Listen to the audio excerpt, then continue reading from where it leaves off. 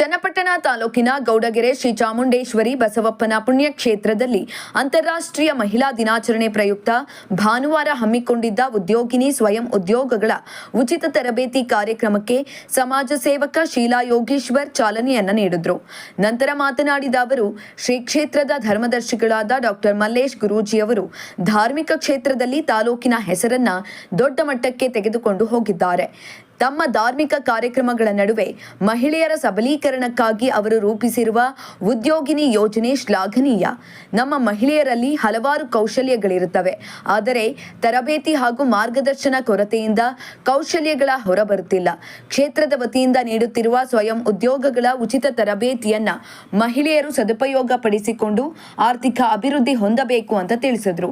ಇನ್ನು ಕ್ಷೇತ್ರದ ಧರ್ಮದರ್ಶಿ ಡಾಕ್ಟರ್ ಮಲ್ಲೇಶ್ ಗುರೂಜಿ ಮಾತನಾಡಿ, ಪುರುಷನಷ್ಟೇ ಸಮಾನತೆಯನ್ನ ಹೊಂದಿರುವ ಮಹಿಳೆಯರು ನಮ್ಮ ದೇಶದ ಬಹುದೊಡ್ಡ ಶಕ್ತಿಯಾಗಿದ್ದಾರೆ. ಮಹಿಳೆಯರಿಗೆ ಪ್ರೋತ್ಸಾಹ ನೀಡುವ ಉದ್ದೇಶದಿಂದ ಶ್ರೀ ಕ್ಷೇತ್ರದ ವತಿಯಿಂದ ಉದ್ಯೋಗಿನಿ ಯೋಜನೆ ಅಡಿಯಲ್ಲಿ ಸ್ವಯಂ ಉದ್ಯೋಗಗಳ ಉಚಿತ ತರಬೇತಿ ಕಾರ್ಯಕ್ರಮವನ್ನು ರೂಪಿಸಲಾಗಿದೆ ಅಂತ ತಿಳಿಸಿದ್ರು. ಇನ್ನು ಮಹಿಳೆಯರಲ್ಲಿ ಹಲವಾರು ಸೂಕ್ತ ಪ್ರತಿಭೆಗಳಿರುತ್ತವೆ. ಅವರುಗಳಿಗೆ ಸೂಕ್ತ ತರಬೇತಿ ನೀಡಿದ್ರೆ ಅವರ ಪ್ರತಿಭೆಗಳು ಅನಾವರಣಗೊಳ್ಳುವ ಜೊತೆಗೆ ಅವರುಗಳ ಆರ್ಥಿಕ ಅಭಿವೃದ್ಧಿಗೂ ಸಹಕಾರವಾಗಲಿದೆ. ಈ ಹಿನ್ನೆಲೆಯಲ್ಲಿ ಉದ್ಯೋಗಿನಿ ಹೆಸರಿನಲ್ಲಿ ಶ್ರೀ ಕ್ಷೇತ್ರದ ವತಿಯಿಂದ ಕಾರ್ಯಕ್ರಮ ರೂಪಿಸಿದ್ದು, ನಾನಾ ವಿಭಾಗಗಳ ಬಗ್ಗೆ ನುರಿತ ತರಬೇತುದಾರರಿಂದ ಶ್ರೀ ಕ್ಷೇತ್ರದ ಆವರಣದಲ್ಲಿಯೇ ಊಟ ಹಾಗೂ ವಸತಿಯೊಂದಿಗೆ ತರಬೇತಿಯನ್ನು ನೀಡಲಾಗುತ್ತದೆ. ಇನ್ನು ತರಬೇತಿ ಪಡೆದವರು ತಯಾರಿಸುವ ವಸ್ತುಗಳನ್ನು ಶ್ರೀ ಕ್ಷೇತ್ರವೇ ಖರೀದಿಸಿ ಉತ್ತೇಜನ ನೀಡುವ ಉದ್ದೇಶವನ್ನು ಹೊಂದಲಾಗಿದೆ. ಈ ಹಿನ್ನೆಲೆಯಲ್ಲಿ ಆಸಕ್ತ ಮಹಿಳೆಯರು ಈ ಯೋಜನೆಯ ಸದುಪಯೋಗ ಪಡಿಸಿಕೊಳ್ಳಿ ಅಂತ ಮಲ್ಲೇಶ್ ಗುರೂಜಿ ಮನವಿಯನ್ನ ಮಾಡಿಕೊಂಡ್ರು. ಕಾರ್ಯಕ್ರಮದಲ್ಲಿ ಕನ್ನಡ ಸಾಹಿತ್ಯ ಪರಿಷತ್ ಜಿಲ್ಲಾಧ್ಯಕ್ಷ ಬಿಟಿ ನಾಗೇಶ್, ಎಂಕೆ ದೊಡ್ಡಿ, ಪಿಎಸ್ಐ ಸಹನಾ ಪಾಟೀಲ್, ಚಾಮುಂಡೇಶ್ವರಿ ಬಸವಪ್ಪ ಸೇವಾ ಚಾರಿಟಬಲ್ ಟ್ರಸ್ಟ್ ಅಧ್ಯಕ್ಷ ಬಾಬು, ಸಮಾಜ ಸೇವಕಿ ರಮ್ಯಾ ಜಗತ್ತು, ಕೌಶಲ್ಯ ಅಭಿವೃದ್ಧಿ ಅಧಿಕಾರಿ ಪ್ರಕಾಶ್ ಸೇರಿದಂತೆ ಹಲವರು ಹಾಜರಿದ್ದರು. ಪತ್ರಕರ್ತ ಅಭಿಲಾಷ್ ತಿಟ್ಟಮಾರನಹಳ್ಳಿ ಕಾರ್ಯಕ್ರಮವನ್ನು ನಿರೂಪಿಸಿದರು. ಈ ಪುರುಷ ಡಾಮಿನೇಟೆಡ್ ನಮ್ಮ ಸಮಾಜದಲ್ಲಿ ಮಹಿಳೆಯರಲ್ಲೂ ಶಕ್ತಿ ಇದೆ. ಆ ಶಕ್ತಿಯನ್ನು ಮತ್ತಷ್ಟು ಹೆಚ್ಚಿಸಬೇಕು ಅನ್ನೋ ಒಂದು ಒಳ್ಳೆಯ ಆಲೋಚನೆಯಿಂದ ಮಹಿಳಾ ಸಬಲೀಕರಣ ಆದರೆ ಮಹಿಳೆಯರು ಅವರು ಕಲಿತ ಒಂದು ಕಲೆ ಮತ್ತು ವಿದ್ಯೆಯಿಂದ ಅವರು ಸಂಪಾದಿಸ್ಬೋದು, ಹಣನ ದುಡಿಬೋದು. ಯಾಕಂತಂದ್ರೆ ಒಂದು ಮಹಿಳೆ ಸಬಲೀಕರಣ ಆದಾಗ, ಅವಳು ಆರ್ಥಿಕವಾಗಿ ಸ್ಥಿರಗೊಂಡಾಗ ಅವಳಲ್ಲಿ ಆತ್ಮವಿಶ್ವಾಸ ಜಾಸ್ತಿ ಆಗುತ್ತೆ. ಹೌದಾ ಇಲ್ವಾ? ಅವಳು ನಿರ್ಧಾರಗಳನ್ನ ತಗೊಳ್ಳೋ ಶಕ್ತಿ ಅವಳು ಹೊಂದಿರ್ತಾಳೆ. ಹೌದಾ ಇಲ್ವಾ?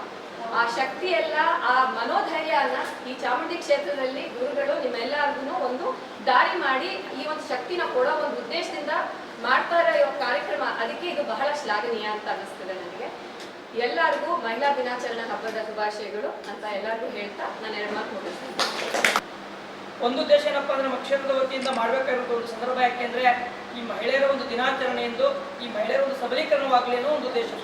ಯಾಕೆ ಅಂದ್ರೆ ಇವತ್ತು ನಾವು ನೋಡ್ತಾ ಇರ್ಬೋದು, ಮನೇಲಿರೋ ತಾಯಿನೂ ಒಂದು ಹೆಣ್ಣು, ನಾವು ನಿಂತಿರೋ ಭೂತಾಯಿನೂ ಒಂದು ಹೆಣ್ಣು, ನನ್ನ ಜೊತೆ ಹುಟ್ಟಿರೋ ಅಕ್ಕ ತಂಗಿನೂ ಒಂದು ಹೆಣ್ಣು, ನನ್ನ ಆರಾಧನೆ ಮಾಡ್ತಾ ಇರೋಂಥ ತಾಯಿನೂ ಒಂದು ಹೆಣ್ಣು, ನಾವು ಕುಡಿಯೋ ನೀರು ಒಂದು ಹೆಣ್ಣು. ಎಲ್ಲ ಒಂದು ಹೆಣ್ಣಿಗೆ ಬಹಳ ಪ್ರಾಮುಖ್ಯತೆ. ಆದರೆ ಹೆಣ್ಣಿನ ಮೌಲ್ಯ ಜಾಸ್ತಿ, ಆದರೆ ಆ ಮೌಲ್ಯ ನಾವೆಲ್ಲನೂ ಉಪಯೋಗಿಸ್ಕೊತಾ ಇಲ್ಲ. ಹೆಣ್ಣು ಅಂದರೆ ಹೇಳಬೇಕು ಅಂದರೆ ಅಡುಗೆ ಮನೆಗೆ ಮಾತ್ರ, ಅಡುಗೆ ಕೋಣೆಗೆ ಮಾತ್ರ ನಾವು ಸೀಮಿತ ಆಗಿರುವಂಥ ಒಂದು ಸಂದರ್ಭ ಆಗುತ್ತೆ.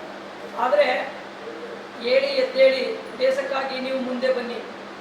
ಯಾಕೆಂದರೆ ಒಂದು ಹೆಣ್ಣು ಮನಸ್ಪಟ್ರೆ ಏನು ಬೇಕಾದ್ರೂ ಆಗ್ತದೆ. ಯಾಕೆಂದರೆ ಹೆಣ್ಣಿಂದ ಜನನ, ಹೆಣ್ಣಿಂದ ಮರಣ. ಆ ಉದ್ದೇಶದಿಂದ ನೀವೊಂದು ಕರಕುಶಲ ಒಂದು ಕಸುಬುಗಳನ್ನು ನೀವು ಯಾವಾಗ ಕಲಿತೀರೋ ನಿಮ್ಮೊಂದು ಹಣದ ಒಂದು ಉತ್ಪನ್ನ ಜಾಸ್ತಿ ಆಗ್ತದೆ. ಹಣದ ಉತ್ಪನ್ನ ಜಾಸ್ತಿ ಆಗ್ಬೇಕಾದ್ರೆ ನಾವು ನೋಡಿರ್ಬೋದು, ನಮ್ಮ ತಾಲೂಕಿನಲ್ಲಿ ನೀರಿಗೆ ಬರ ಇತ್ತು.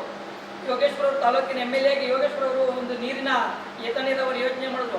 ಆ ಏತ ನೀರಾವರಿ ಯೋಜನೆ ಮಾಡಿದಂಥ ಒಂದು ಸಂದರ್ಭದಲ್ಲಿ ಕೆರೆ ಕಟ್ಟೆಗಳ ನೀರು ಜಾಸ್ತಿ ಆಯಿತು. ಆ ನೀರು ಜಾಸ್ತಿ ಆದ್ಮೇಲೆ ಏನಾಯ್ತಪ್ಪ ಅಂತಂದರೆ ನಮ್ಗೆ ಹೈನುಗಾರಿಕೆ ಜಾಸ್ತಿ ಆಯಿತು. ಇವತ್ತು ರಾಜ್ಯದಲ್ಲೇ ಪ್ರಥಮವಾದಂಥ ತಾಲೂಕು ಹೈನುಗಾರಿಕೆ. ಅದು ಯಾರು ಅಂದರೆ ಮೂಲತಃ ಇಲ್ಲ ಅವರ ಒಂದು ಕೊಡುಗೆ. ಯಾಕಂದರೆ ಆ ಹೆಣ್ಣು ಮಕ್ಕಳಿಗೆ ಒಂದು ಹೈನುಗಾರಿಕೆಗೆ ಉತ್ತೇಜನ ಕೊಡೋಕ್ಕೆ ಒಂದು ಸಾಧ್ಯತೆ ಇತ್ತು. ಯಾವುದೋ ಒಂದು ರೀತಿಯಲ್ಲಿ ಒಂದು ಇಂಡೈರೆಕ್ಟ್ ಆಗಿ ನಡೀತಾ ಇರೋಂಥ ಒಂದು ಸಂದರ್ಭ. ಯಾಕೆಂದರೆ ಹಣಕಾಸಿನ ಯಾವಾಗ ಹೆಣ್ಣುಮಕ್ಳುಗಳು ಉತ್ಪನ್ನ ಜಾಸ್ತಿ ಆಗ್ತಿರೋದೋ ಆಗ ಆ ತಾಲೂಕು ಗ್ರಾಮ ಉತ್ಪನ್ನ ಜಾಸ್ತಿ ಆಗ್ತದೆ, ಮತ್ತೆ ಆ ಹೋಬಳಿ ಉತ್ಪನ್ನ ಆಗ್ತದೆ, ತಾಲೂಕು ಉತ್ಪನ್ನ ಆಗ್ತದೆ, ಜಿಲ್ಲಾ, ರಾಜ್ಯ, ಹಂಗೆ ಒಂದೊಂದೇ ಅಭಿವೃದ್ಧಿ ಆಗಲಿಕ್ಕೆ ಸಾಧ್ಯ ಆಗ್ತದೆ. ಆ ಉದ್ದೇಶದಿಂದ ನಾವು ಇಷ್ಟೆಲ್ಲ ಒಂದು ವ್ಯವಸ್ಥೆ ಮಾಡಿ ನಾವು ಒಂದು ಉಚಿತ ತರಬೇತಿ ವ್ಯವಸ್ಥೆ ಮಾಡಬೇಕು ಅಂತ ಮಾಡಿರುವಂಥ ಒಂದು ವ್ಯವಸ್ಥೆ ಆಗಿದೆ. ಇದೆಲ್ಲ ನೀವೆಲ್ಲರೂ ಉಪಯೋಗಿಸ್ಕೊಳ್ಳಿ. ನಿಮ್ಮೆಲ್ಲರಿಗೂ ಒಳ್ಳೆಯದಾಗ್ತದೆ. ಇದೊಂದು ಶಾಶ್ವತ ಒಂದು ಒಂದು ಸೇವೆ ಇದು ಕ್ಷೇತ್ರದ ವತಿಯಿಂದ ಇದನ್ನು ಸದುಪಯೋಗ ಪಡಿಸ್ಕೊಳ್ಳಿ ಅಂತ ಹೇಳ್ತಾ